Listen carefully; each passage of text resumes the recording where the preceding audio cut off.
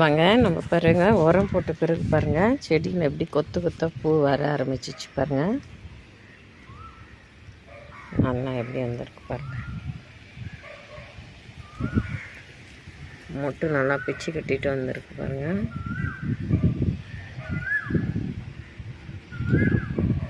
கலரும் நல்லா டார்க்காக வந்திருக்குது.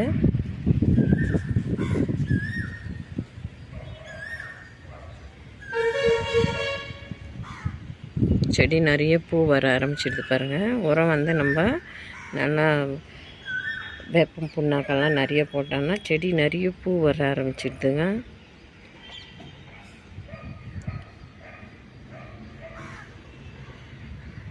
ரோஸ் பாருங்கள், நல்லா எக்கச்சக்கமாக மொட்டு வந்திருக்கு, பூவும் நிறைய வந்திருக்கு பாருங்கள். காஷ்மீரி பன்னீருங்க.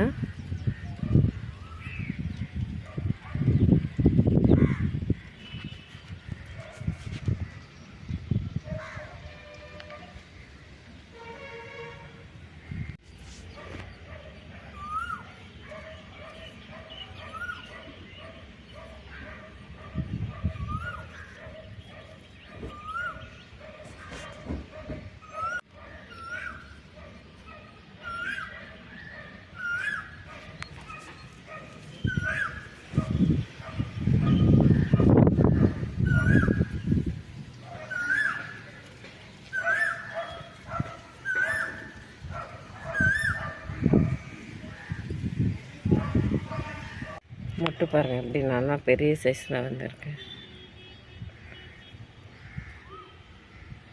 தளிரும் நிறைய விட்டுருக்கு. Orange button rose.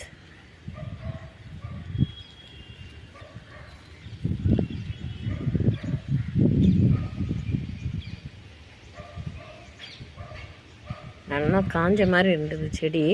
நல்லா உரம் போட்ட உடனே நல்லா சத்து பிடிச்சி தண்ணீர் நிறைய வர ஆரம்பிச்சு எடுத்து பாருங்கள்.